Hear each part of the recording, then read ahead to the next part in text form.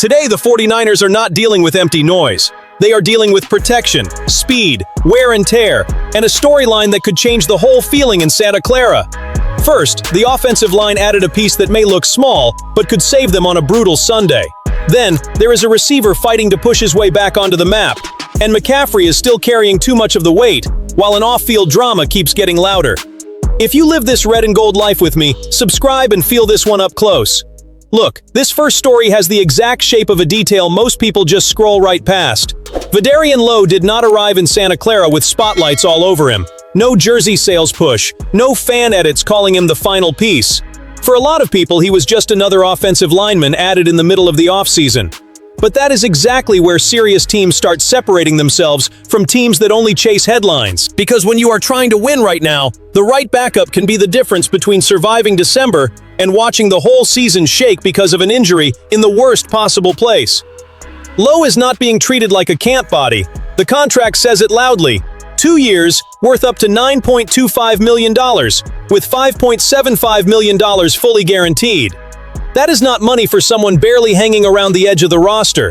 That is the 49ers saying, without needing a speech, that they see him as the primary swing tackle. And honestly, the decision makes sense. Trent Williams is still a wall, a historic player, a name who changes the geometry of this offense. But he is turning 38 this offseason, and no matter how great he is, the body eventually collects the bill. He usually misses at least a game or two. Colton McKivitz needs real protection on the other side too. So the question is not whether Lowe becomes a star. The question is this: if Sunday gets tight, who steps in without making the entire structure collapse? The 49ers drafted Carver Willis and Enrique Cruz Jr., and that matters for the future. But throwing a rookie straight into the role of Trent Williams' insurance in a pressure season would be playing with fire. Lowe brings 46 games of experience, 25 starts, coming from New England, where he was viewed as a usable backup, the kind of player that fanbase even wanted back in that role.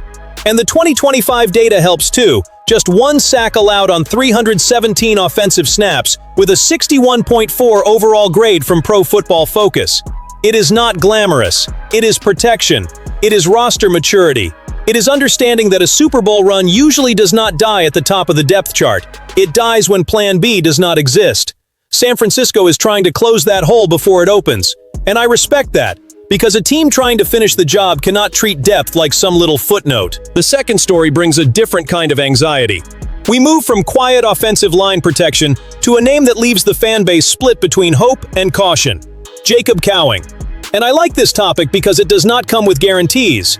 It does not come with "star is born" noise. It does not beg for easy exaggeration. It comes with that feeling of a player who, if his body cooperates, could become a lot more useful than the size of his name suggests. ESPN's Nick Wagner pointed to Cowing as one of the surprises from 49ers OTAs. And that matters because this is not the first time he has flashed in the spring. In 2025, he was also stacking good plays during the offseason program, attacking downfield, showing up in team periods and 7-on-7 work. Then came the cruel side of football. Hamstring injuries wiped away his chance to turn practice buzz into a real season. That is the part we have to face straight. Cowing is not just trying to earn a spot on the roster. He is trying to recover a lost year of development. He was a 4th-round pick in 2024, number 135 overall, showed flashes as a rookie, caught 4 passes for 30 yards, but never got to build a full story inside the offense. And on a roster like the 49ers, loaded with names, loaded with competition, loaded with players fighting for snaps, lost time hits hard. But when Kyle Shanahan publicly mentions a player before OTAs, when the reports talk about speed, separation, and big plays, you pay attention. Not because Cowing has suddenly become a featured piece of the offense. He is not walking in to own the passing volume. The more realistic read is different. Punt returns, kick returns, specific packages, pre-snap motion, vertical stress in selected moments. A player who does not need 10 touches a game to change the energy of a drive. That kind of piece has value in January.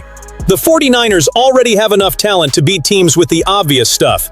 What they often need is that one detail that flips field position, that return that wakes up the stadium, that designed play that punishes an aggressive defense. Cowing has the quickness for that. The question is whether he can handle the physical stretch of a full season. If he stays healthy, San Francisco may have found a cheap, fast, dangerous weapon hiding inside its own building. And for a team squeezing every corner of its competitive window, finding internal impact without spending major capital is almost a win before the win. This is where the script gets heavier, because when the subject is Christian McCaffrey, the conversation is never just about pretty stats. It is about dependence. It is about trust. It is about that quiet fear of looking at the 49ers offense and realizing so much still runs through the same body, the same number, the same absurd ability to turn a broken play into something real. McCaffrey's 2025 season was massive. Touches, touchdowns, receptions, constant presence, that feeling that Kyle Shanahan breathes easier when he is on the field. But inside all that production, there was a warning sign. 3.9 yards per carry, his lowest mark since 2020, when he was still in Carolina and had a much smaller workload. That does not erase his impact, it does not shrink the player, but it does force the 49ers into an uncomfortable question. Can they keep asking him to solve everything the exact same way? He had 413 touches. 413! For any running back, that matters. For a player this important to Brock Purdy, this central to the identity of the offense, this valuable in space and in the red zone, that volume has to be handled with intelligence. And I know the most likely answer is Shanahan continuing to use McCaffrey almost all the time if he is healthy. Because the playbook opens up, the defense freezes, the linebacker hesitates, the formation changes without changing personnel. That is gold. But maybe the next step is not taking McCaffrey out of the offense. Maybe it is changing the way he hurts defenses. More passes, more screens, more pop passes, more slot alignments, more situations where he catches the ball in space instead of getting punished between the tackles over and over. The idea is not to hide the best player. It is to make sure he is still whole when the season demands a cold mind and fresh legs. Jordan James and Kalen Black exist for a reason. The 49ers have spent draft picks on running backs in 3 straight drafts, so they need to use that investment to split up the wear, keep the run game on schedule, and force defenses to respect more than one answer. Picture packages with McCaffrey flexed out and another back in the backfield.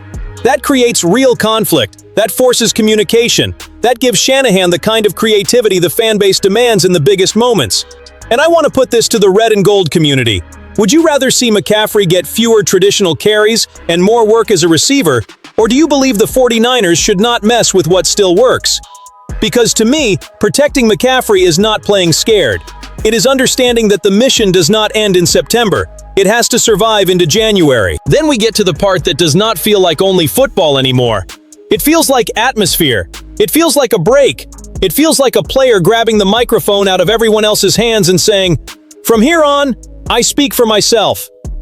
Brandon Aiyuk went on Instagram and said he does not have an agent, that he terminated his representation agreement through the NFLPA last November, and that nobody is going to speak for him. That sentence changes the temperature of everything, because November was right around the period when Aiyuk stepped away from the 49ers and ended up on the reserve/left squad list. When you put those pieces together, the story takes on a different shape. The decision to walk away looks less and less like a move guided by a traditional back channel and more like a personal, emotional, direct decision. Maybe impulsive, but clearly made by someone who no longer wanted to depend on any middleman. Then there is the delicate part.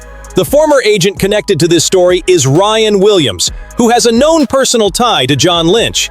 If Aiyuk was already living through a cold war with the franchise, it makes sense that he would want someone he viewed as 100% on his side. I am not saying that excuses his approach. It does not. The daily social media campaign, the public pressure, the confrontational tone, all of that creates real wear. But it does help explain why the relationship seems to have gone off the rails in such a strange way. From the 49ers side, the pain is double. A healthy Aiyuk is an elite receiver. George Kittle said he ran 22 miles per hour and could stop on a dime, so the idea that there is still physical burst there is not small. If he comes back, files for reinstatement, gets released and then plays well somewhere else, the question is going to hit Santa Clara hard. How did that kind of talent get away if he could still produce? And of course, Washington's shadow is there. Aiyuk is extremely close with Jaden Daniels. The two played together at Arizona State, and the possibility of a reunion with the Commanders has been floating around this whole situation for a while. Some people even see a future path where Regina Jackson, Daniels' mother and an NFLPA-certified agent, enters the equation. That is a read on the landscape, but it fits the movement of the pieces. For me, defending the 49ers here cannot be blind, and it cannot be weak. The franchise cannot allow a player to dictate everything through Instagram. it also cannot pretend losing premium talent does not cost you. The balance is brutal. Protect the locker room standard, preserve authority, and at the same time avoid handing ammunition to the NFC. Because if Aiyuk leaves and comes back to life in Washington, the conversation will not be about weird videos.